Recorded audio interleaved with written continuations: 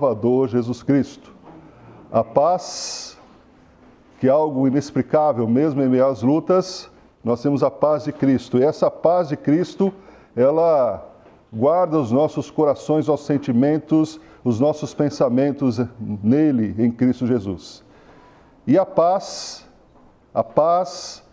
e a graça e paz, juntando o shalom do povo hebreu com a graça dos gentios que foram alcançados através de Cristo Jesus. Irmãos, vamos abrir nossas Bíblias em Atos. Agora nós estamos em Atos capítulo 4. Atos dos Apóstolos, que pode ser chamado de Atos do Espírito Santo ou Atos do Senhor ressurreto na vida da igreja. Então, estamos seguindo aqui uma sequência, texto a texto, capítulo a capítulo, versículo a versículo, e pretendemos chegar até o final, até o capítulo último, capítulo 28 de Atos. É uma maratona, né? É um livro, das exposições que temos feito, esse livro de Atos é o mais volumoso, visto que a gente teve a exposição de alguns livros que foram epístolas com menos capítulos. E agora nós estamos, então, nessa santa aventura de percorrermos aqui as páginas do livro de Atos. Lembrando que é sempre bom a gente recapitular e entender o seguinte, que o autor aqui é Lucas, o autor humano, sabemos que o autor é o Espírito Santo que direcionou cada um dos autores da Bíblia para escrever o que escreveram, trazendo a revelação progressiva na história, a revelação de Cristo, a revelação do Espírito Santo, a obra de Deus, a obra do Espírito, a obra de Cristo. E também nos traz o futuro da humanidade, quando nós encontramos nessas páginas algo a respeito da volta de Jesus Cristo. Muito bem, no capítulo 4, iniciamos no versículo 1, antes nós temos a leitura, entender um pouco aqui o contexto. E eu quero já trazer uma afirmação desses versículos que nós vamos ler. A grande ideia desse texto, que vai do versículo 1 do capítulo 4 até o versículo 22. Então, à medida que vai tendo a exposição, nós vamos lendo os versículos, ok? Então, a grande ideia desse texto é a seguinte: uma igreja cheia do Espírito Santo, ela enfrenta perseguição. Uma igreja cheia do Espírito Santo, ela enfrenta perseguições. Toda pessoa que quer viver uma vida piedosa, uma vida consagrada a Deus, ela vai sofrer algum tipo de oposição, de perseguição, de situações adversas. E essa pessoa que está sendo consagrada a Deus, ela deve entender que isso vai acontecer e que, perseverando em seguir a Deus, ela vai ser fortalecida, sua fé vai ser mais robusta, ela vai dar bom testemunho, apesar das circunstâncias, apesar das situações. Então, uma igreja cheia do Espírito Santo enfrenta perseguições de 3 formas. Vamos já entender aqui quais são as 3 formas pelas quais uma igreja cheia do Espírito Santo, ela tem essa situação. Primeira forma, a igreja cheia do Espírito Santo, ela enfrenta a perseguição de uma forma pacífica. Veja aí os versos, nós vamos começar então a leitura do 1 ao 3 do capítulo 4, que vai dizer assim: falavam eles ainda ao povo quando sobrevieram os sacerdotes, o capitão do templo e os saduceus, ressentidos por ensinarem eles o povo e anunciarem em Jesus a ressurreição dentre os mortos. E os prenderam, e recolhendo-os ao cárcere até ao dia seguinte, pois já era tarde. Muito bem, então, lembre-se que é a sequência da seguinte situação. Pedro e João estão indo ao templo para orar. Os judeus têm, até hoje, eles têm momentos de oração. Naquela época eles tinham momentos, horas específicas para oração. Mais ou menos umas 3 horas da tarde, eles foram ao templo para orar. Na entrada do templo, na porta chamada Formosa, no alpendre de Salomão, esse era o nome, tinha lá um paralítico, um coxo, que estava lá há muitos anos. E se tornou até uma figura decorativa ali, né? Entre aspas, né? Era comum todos os dias, porque as pessoas levavam esse coxo todos os dias até a Porta Formosa. E esse coxo, então, estava ali para o quê? Para pedir donativos, para pedir esmola, para pedir, como nós vemos até hoje, não pessoas que a gente vê que tem uma certa deficiência física e até, de certa forma, justificaria tal condição, mas às vezes nos estranha pessoas com, até com boa aparência, até com não muito sujo, ou até mesmo com toda a situação vital e vigor, e até jovens, e até crianças pedindo donativos. Quando então esse coxo abordou Pedro e João, na esperança de receber um donativo, uma esmola, surpreendentemente, Pedro e João dizem assim: nós não temos ouro e nem prata. Em outras palavras, não é assim que muitas vezes a gente diz: dá um trocado, estou sem trocado, amigo.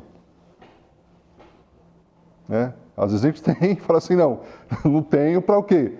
Porque a gente pensa assim: eu vou estar alimentando o sistema, e muitas vezes a gente sabe que em determinados lugares essas pessoas são contratadas para pedir donativos. Existe também esse condicionamento mental de ser pessoas que ficam dependentes de outras pessoas. Bom, não temos ouro nem prata, mas aquilo que nós temos nós te damos. Em nome de Jesus o Nazareno, levanta-te e anda. Bom, aconteceu um milagre, isso trouxe uma perplexidade, porque muita gente conhecia aquela pessoa desde a nascença ali e não tinha como esconder o milagre.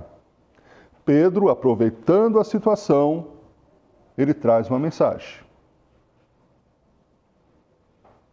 E aí continua o texto, quando eles são abordados. Então, antes do começo desse texto aqui, do capítulo 4, nós temos o registro feito por Lucas, inspirado, direcionado pelo Espírito Santo, que dois sermões de Pedro foram proferidos aqui em Atos. O primeiro aconteceu quando teve o milagre dos 120 discípulos falarem em línguas internacionais. Não tinham passado não tinham feito nenhum curso de línguas, né? Recentemente fiquei sabendo do testemunho de um jovem que ele orou a Deus para falar inglês. E de repente, Deus concedeu a ele, lógico, sem falar assim para os filhos: olha, estuda inglês, olha, estuda outra língua, olha, né? Mas o fato e com testemunhas, que aquele jovem não entrou, em especial, Deus concedeu, né? Irmãos, é importante, só abrir um parênteses. Deus está mais disposto a nos abençoar do que nós temos de pedir. Aliás, Jesus fala: pede, que o Pai deseja dar bons presentes. Quando eu refleti nisso, eu falei: gente, eu tenho pedido pouco. Às vezes a gente não pede, assim, interessante até uma situação, a gente pensa assim, numa situação altruísta, né? Vou pedir pelos outros, vou pedir por missões, eu vou pedir pelos missionários, vou pedir pelos pastores, eu vou pedir para que a obra do Senhor avance. Está certo. Mas se nós olharmos a perspectiva que Deus é um Pai bondoso, que quer nos dar bons presentes, Ele quer nos dar bons presentes, e Ele ama fazê-lo através da comunicação e da oração. Fechando parênteses, então, Pedro e João agora eles estão sofrendo uma perseguição. O contexto aqui é de perseguição. Aliás, o contexto das páginas do Novo Testamento é um contexto de perseguição. Momentos de paz, mas você vai ver que primeiro existe uma perseguição dos próprios judeus. Aqui nós temos a perseguição do quê? Dos líderes principais. Nós temos aqui Anás, Caifás, nós temos aqui os principais líderes saduceus. E por que eles se incomodam tanto? Porque as duas principais seitas do judaísmo, saduceus e fariseus. Tem os essênios. Os essênios, eles não aparecem tanto nas páginas do Novo Testamento. Alguns vão dizer até que, de certa forma, João Batista foi um certo essênio. Essênio é aquela pessoa que viveu lá perto do Mar Morto, nas cavernas, né? Existem alguns registros arqueológicos da existência dos essênios, de escritos dos essênios. Mas o que mais aparece nas páginas do Novo Testamento, você vai ver de quando em vez duas principais seitas, que são saduceus e fariseus. Qual é a diferença dos saduceus e os fariseus? Os saduceus são aqueles líderes do templo. Anás, Caifás, são os saduceus. Esses saduceus, eles vêm da época de Judas Macabeus, das páginas intertestamentárias do período interbíblico. Porque a página branca que tem no meio, quase no meio da sua Bíblia, das nossas Bíblias, algumas têm página branca, outras não. Mas entre Malaquias e João Batista, o último profeta do Antigo Testamento foi Malaquias. O primeiro profeta do Novo Testamento foi João Batista. Ou seja, de forma literária, entre o Antigo Testamento, Malaquias e Mateus, são 400 anos de história. Não sei se os irmãos já tiveram esse conteúdo, mas muita coisa aconteceu nesses 400 anos, foi os 400 anos do silêncio de Deus. Por 400 anos, Deus não levantou profetas. Houve um silêncio. Mas a história continua. A história continua com situações épicas, como o surgimento de Alexandre Magno, como essa família o pai Matatias e os seus 5 filhos, eles começam uma revolução,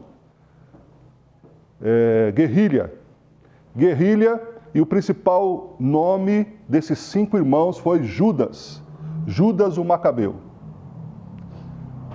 Tanto é que nós encontramos muitos Judas no Novo Testamento. Dentre os discípulos de Jesus tinha 2 Judas. Você tem um terceiro Judas, que é meio irmão de Jesus. Por que tanto Judas? Né? Uma porque tem a principal tribo, que é a tribo de Judá, da onde vem o nome judeus, e também pelo fato de que Judas Macabeus foi um herói nacional. É igual aquela história que você tem um grande ícone de um país e de repente você vê que muitos registros de nascimento passam a ser no nome daquela pessoa. Bom, os saduceus vêm dessa linhagem. Os saduceus, eles são líderes religiosos, mas sabe qual é o problema dos saduceus? Eles não criam em 2 coisas. Eles não acreditavam em anjos e eles não acreditavam na ressurreição. Por isso que incomoda tanto. Porque eles estão dizendo assim, não, o Jesus que ressurgiu é que fez isso. Não fomos nós. Não olhe para nós como se nós, lembra da mensagem anterior? Uma mensagem, o Evangelho de Jesus, ele tem que ter algumas características, mensagem da semana passada, cristocêntrica, fiel às Escrituras e inteligível. Quando nós olhamos aqui essa situação toda, A reação de uma igreja cheia do Espírito Santo é uma reação que, quando vem a perseguição, eles têm uma atitude, uma resposta pacífica. Veja, se Pedro e João resolvem fazer uma revolução ali, os guardas do templo não iam conter. Eles poderiam falar assim, não, vocês querem nos prender? De jeito nenhum. A multidão estava a favor deles. Lembre-se que Jesus reagiu de forma pacífica. Uma revolução consistente, ela tem essa característica. Você sabia que Gandhi aprendeu isso no Novo Testamento? Gandhi estudou na Inglaterra. Gandhi conheceu o Evangelho e usou técnicas, essa questão pacífica, para trazer a liberdade para a Índia. Não sei quantos acompanharam a história de Gandhi, mas a reação dele foi pacífica. Outro líder mundial que agiu de forma pacífica, que foi o presidente, que foi da África do Sul. Ficou 23 anos na cadeia. Não reagiu. E saiu e não teve retaliação. Ele poderia ter retalhado, porque ele se torna o presidente da África. E quando queria montar um governo só de negros, ele falou assim, não, se nós fizermos isso, nós estamos fazendo igual eles estão fazendo, nós temos que fazer de forma diferente, porque o importante não é aquilo que fazem com você, mas aquilo que você faz com aquilo que fizeram com você. A reação. A reação de uma igreja cheia do Espírito Santo quando vem a adversidade. Irmãos, muitas vezes a leitura, se nós estamos no caminho certo, é quando vem a adversidade.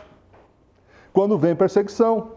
Por quê? Porque se você, como crente, cheio do Espírito Santo, começar a incomodar o reino das trevas, o inimigo vai espernear. O inimigo vai trazer situações de forma muito sutil, muitas vezes, e de forma muito aberta, como aconteceu aqui. Eles, então, vão para prender, e querem prender, e prendem, e interrogam Pedro e João, os principais líderes aqui, nesse começo do livro de Atos. Segunda forma de uma igreja reagir. Uma igreja cheia do Espírito Santo, ela enfrenta a perseguição de forma destemida. Pacífica, de forma destemida. Tem uma harmonia fonética aqui. Pacífica, destemida. De forma destemida, pois testemunha de Cristo diante da oposição. Leremos agora os versos 8 a 12 do capítulo 4, que diz assim, de 8 a 12. Então Pedro, cheio do Espírito Santo, lhes disse, autoridades do povo e anciãos, visto que hoje somos interrogados a propósito do benefício feito a um homem enfermo e de modo porque foi curado,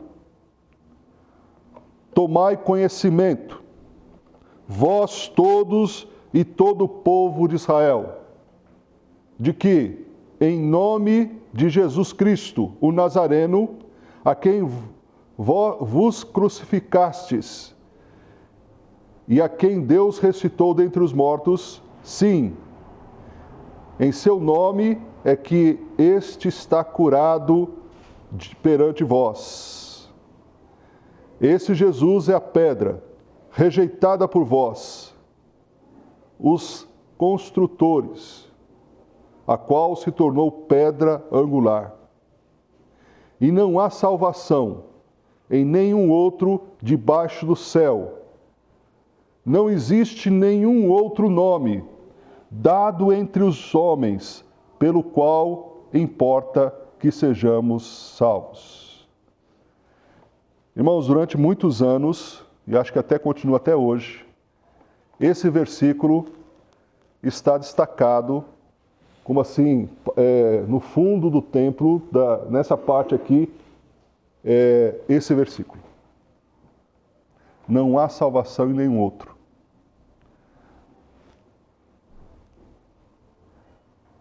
Essa foi uma palavra muito destemida. O que é algo destemido? Ousado, corajoso, diante ameaças. Às vezes, irmãos, a vida cristã, quando ela não tem essas coisas, ela está mais suscetível ao fracasso espiritual do que ao contrário. Porque quando não tem essa perseguição direta, quando não existe o inimigo identificado, a gente relaxa. A gente não se fortalece. A gente acha que o nosso inimigo é nosso irmão em Cristo. Que o nosso inimigo é o líder da igreja. Que o nosso inimigo é nosso parente. Que o nosso inimigo... E a gente vai achar que as pessoas são os nossos inimigos. Não. Nossa luta não é contra pessoas. Nossa luta é contra o reino das trevas, que muitas vezes usa pessoas assim como instrumentos. Então, em vez de orar contra uma pessoa, seja lá um líder mundial, né? Seja lá o Netanyahu, seja lá o Putin, seja lá o Trump, seja lá o Ayatollah, é orar para que as trevas não dominem esses corações.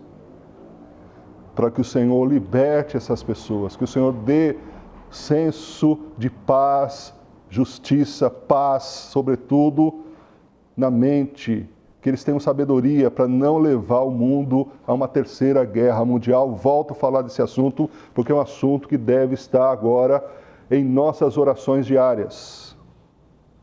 Como igreja, devemos interceder pela paz mundial. Não é mais discurso de Miss Universo. Agora deve ser intercessão dos crentes. A paz mundial. Eles foram destemidos, eles foram corajosos. Veja o contexto, eles estão presos, eles estão sendo ameaçados, né?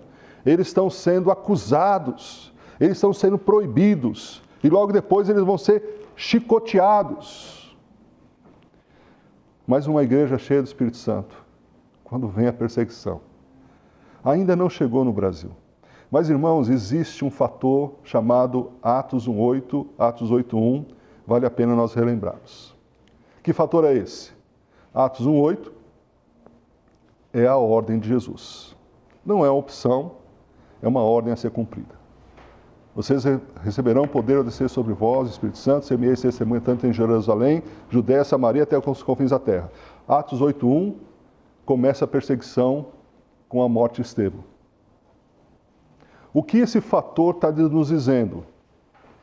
Que num determinado país, numa determinada cidade, numa determinada região, aonde a igreja cresce em número e não coloca em prática e obedece a sequência do testemunho que vai não só na cidade, no estado, no Brasil e no mundo, no nosso ponto de vista, porque o epicentro, a partir da onde estão os cristãos, é onde os cristãos estão. Então, o epicentro é aqui, Jundiaí.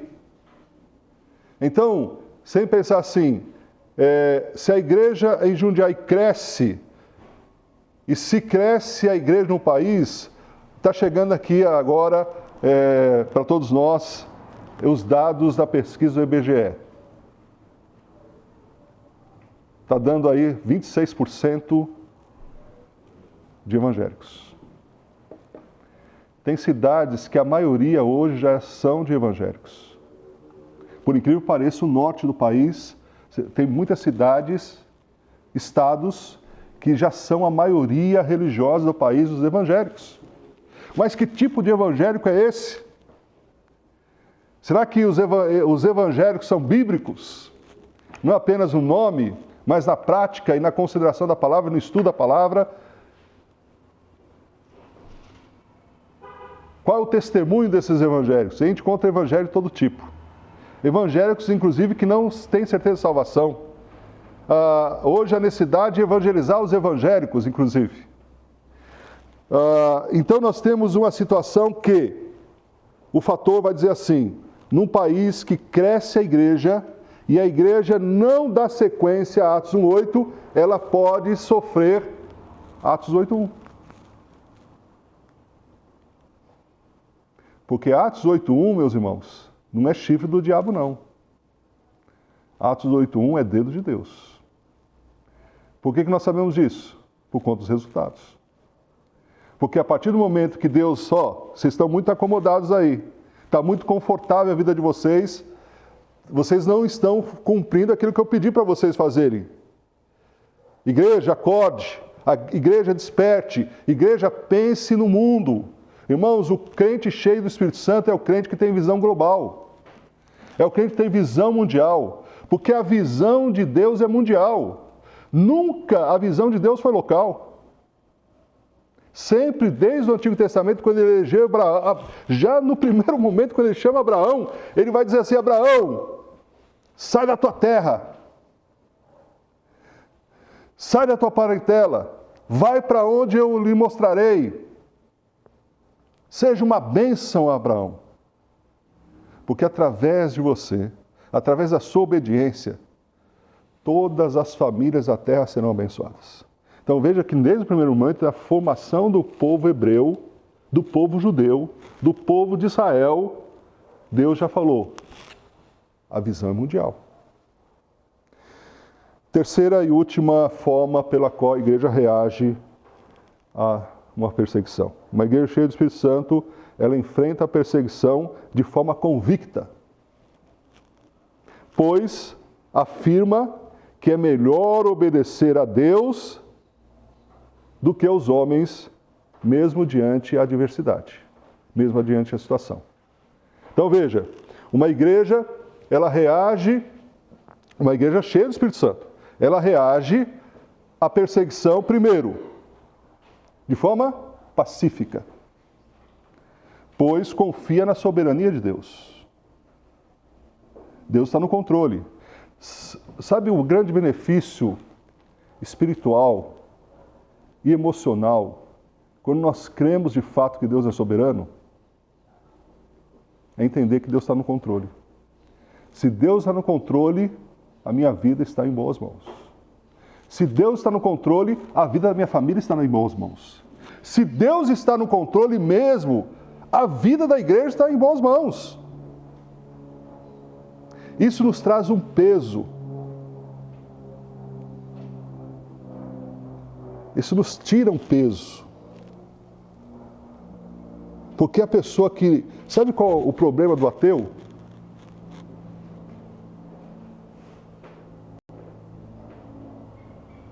Primeiro, o ateu não tem a quem agradecer. Ele vai agradecer a quem? Ele não tem a quem agradecer. E o ateu, quando a coisa aperta, ele não tem a quem recorrer. E aí a gente vai saber se a pessoa é ateia ou não.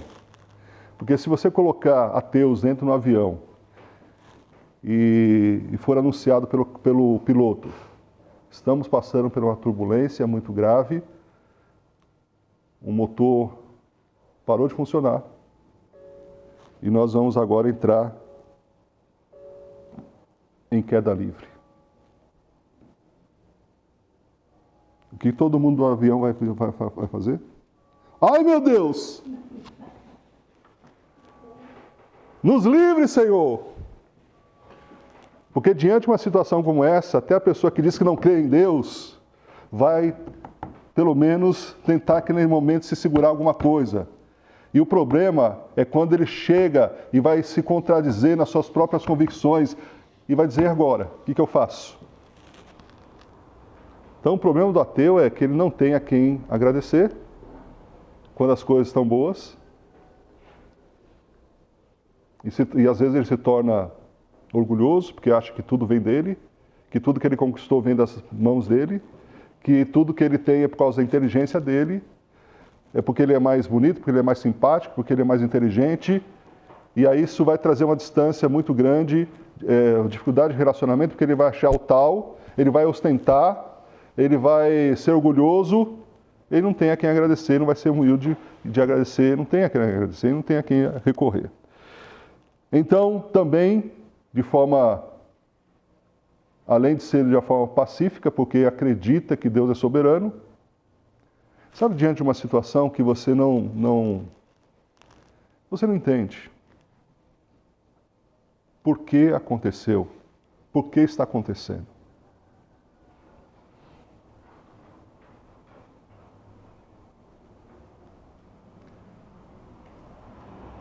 Mas você tem no coração, você tem uma fé no seu coração que existe um Deus. Que esse Deus é bom. Que esse Deus é poderoso. E que Deus está no controle da sua vida. Se você não passou por situações como essa, muito provavelmente, dependendo da sua idade, você vai passar. Eu já passei diante de situações que eu não entendi. E o que me ajudou foi dizer: Deus está no controle. Deus é soberano. Deus sabe o que faz. Deus cuida melhor do meu filho, da minha filha, do que eu como pai. Porque Deus é pai.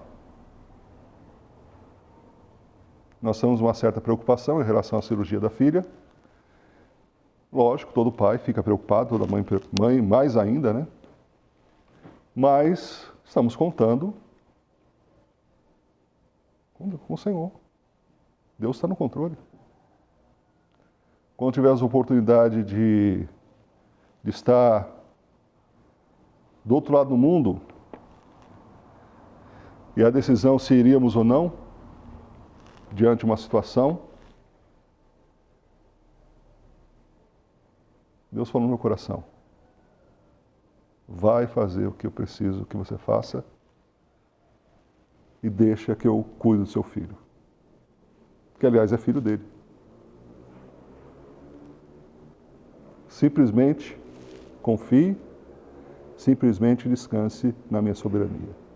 Sabe o que traz muita situação de estresse?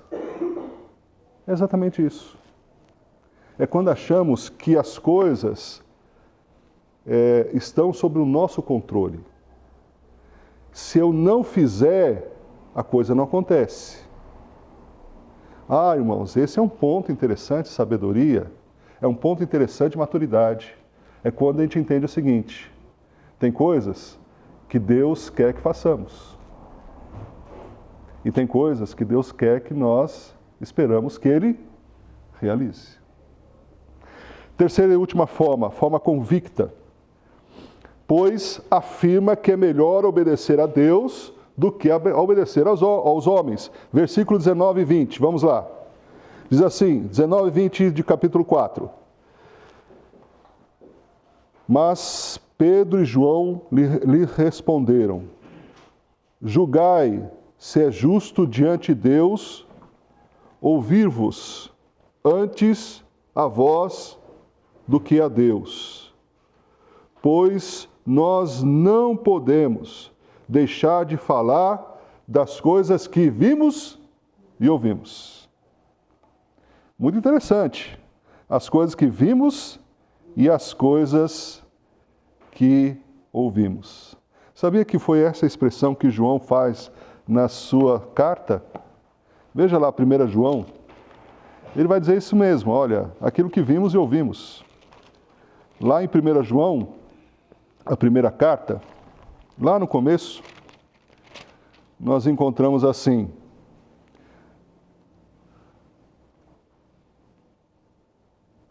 versículo 1, capítulo 1. O que era desde o princípio, o que temos ouvido, o que temos visto, ouvido e visto, com os nossos próprios olhos, e o que contemplamos e as nossas mãos apalparam a respeito do verbo da vida.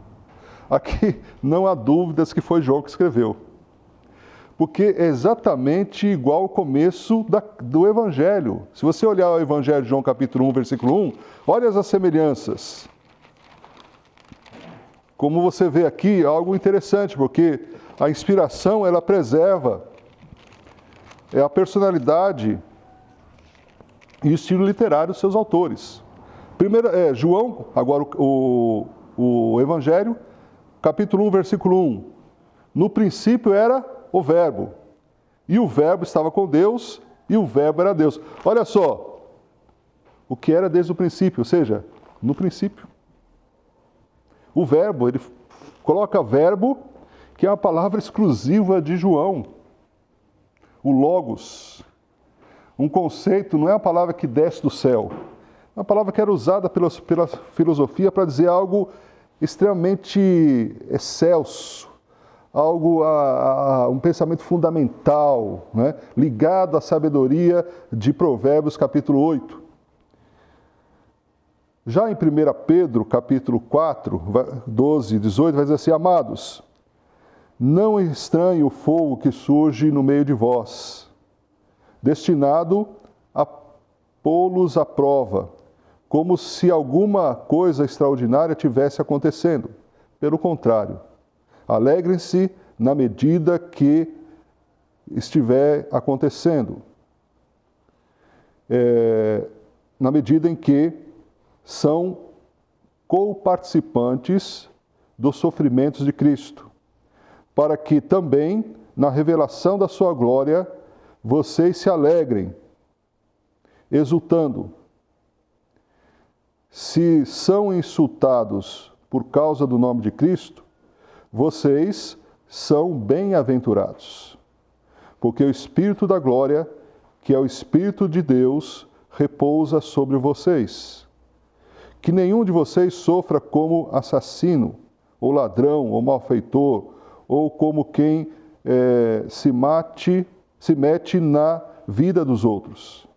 Mas, se sofrer como cristão, não se vergonhem, pelo contrário, glorifiquem a Deus por causa disso, porque chegou o tempo de começar o juízo pela casa de Deus. E se começa por nós, qual será o fim dos que não obedecem ao Evangelho de Deus? E, se é com dificuldade que o justo é salvo, o que será do ímpio e do pecador?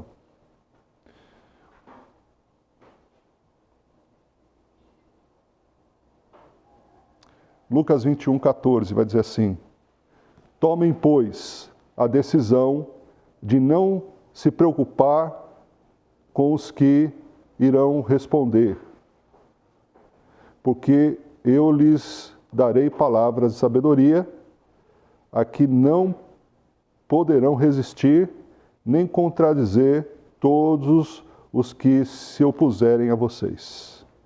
Então veja, a promessa de que chegou diante de uma acusação, de um interrogatório. Você fala assim, mas talvez isso não aconteça comigo. Será que não pode acontecer com você? Depende do seu posicionamento. Se você, no seu local de trabalho, você se posiciona como cristão verdadeiro, vai chegar um momento que vão te interrogar. Se você, como cristão, na escola, na universidade, diante da situação que hoje acontece nas universidades, de ideologias das mais diversas, descaradamente, aonde o jovem cristão ele é colocado na parede. Esse é o momento que esse texto se aplica. Na família, se você se posiciona como cristão, se você se dedica como cristão, quando você então se consagra a Deus, e aí a família que não crê no Evangelho ou que tem outra religião vai te colocar na parede e alguém vai te questionar e vai te interrogar, esse texto se aplica.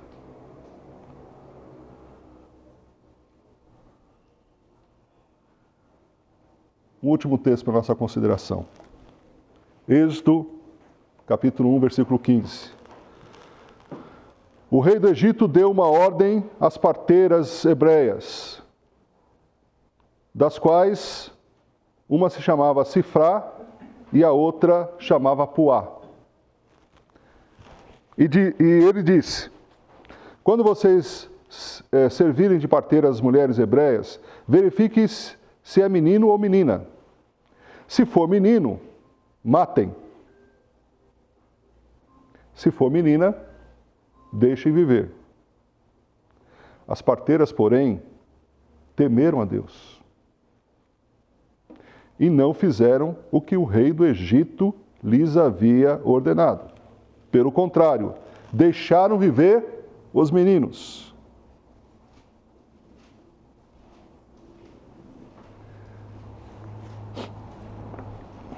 Até a própria mãe de Moisés escondeu o menino durante quanto tempo? 3 meses. Ela não afogou o menino no rio do Egito, no rio Nilo. Ela fez com um cestinho, colocou betume, né? Um tipo de um material que veda, né, a entrada de água, colocou no rio e a irmã acompanhou. E através dessa ação corajosa de uma mãe, nasce e sobrevive um dos maiores homens de fé da Bíblia, Moisés. Lembrando que Moisés não é um nome bíblico, tá? Se tornou. Não é um nome escolhido pelos hebreus. O nome Moisés significa dádiva do Nilo. Quem deu o nome para Moisés foi a filha de Faraó. Não foi Joquebede que deu o nome. Lógico, hoje a gente tem muitos Moisés, né? Mas, como também outros nomes, como Daniel e outros nomes que foram colocados por outros povos, por outras religiões, e acabou sendo um nome bíblico, obviamente, né? Queridos, concluindo a mensagem.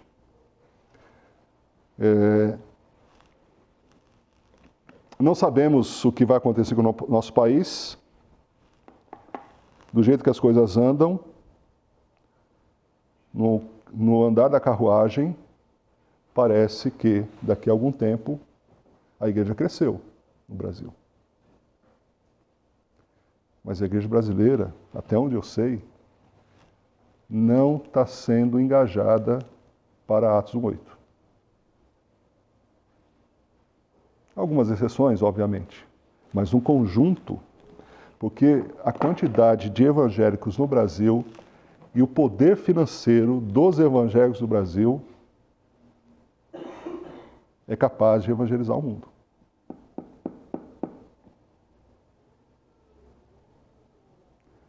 Só que a gente vê que isso não é a preocupação de muitos. As igrejas se tornaram guetos de poder eclesiástico, de impérios pessoais, de nomes de líderes que aparecem mais do que o nome de Jesus, que pensam apenas em números, mas não pensam em fazer a vontade de Deus. Porque, volto a dizer, irmãos, Deus é especialista em dar grandes vitórias a um pequeno exército, desde que esse exército esteja unido e consagrado a Ele. Porque não é a força do número, não é a força do ser humano, é o poder de Deus. Com quantas pessoas eles começaram a igreja? Com quantas pessoas Jesus começa a maior religião de todos os tempos? O cristianismo? Com 12. A igreja inaugurada com 120. E Deus age de forma poderosa e se torna 3.000, 5.000, e aí se torna Que tenhamos, irmãos, essa lucidez de que precisamos estar cheios do Espírito Santo, porque Deus também não vai nos colocar numa condição de perseguição se nós não tivermos cheios e preparados. Cheios do Espírito Santo, o cheio do Espírito Santo nos prepara para agir de forma que Deus espera, pacífica, destemida e convicta. Vamos orar? Senhor nosso Deus, queremos te agradecer pela tua palavra. A tua palavra nos traz as histórias, que essas histórias elas tiveram os seus princípios e têm seus princípios a serem aplicados em nossa vida diária.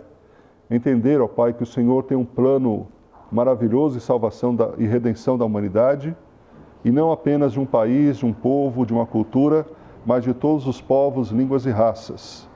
E assim, ó Pai, possamos ter uma visão global, possamos estar cheios do Espírito Santo, para que quando houver situações, sejam elas coletivas, sejam elas nacionais, sejam elas individuais, em nosso posicionamento firme como cristãos, que venhamos agir cheios do Espírito Santo, de forma pacífica, de forma destemida e de forma convicta. Que assim seja, no nome de Jesus. Amém.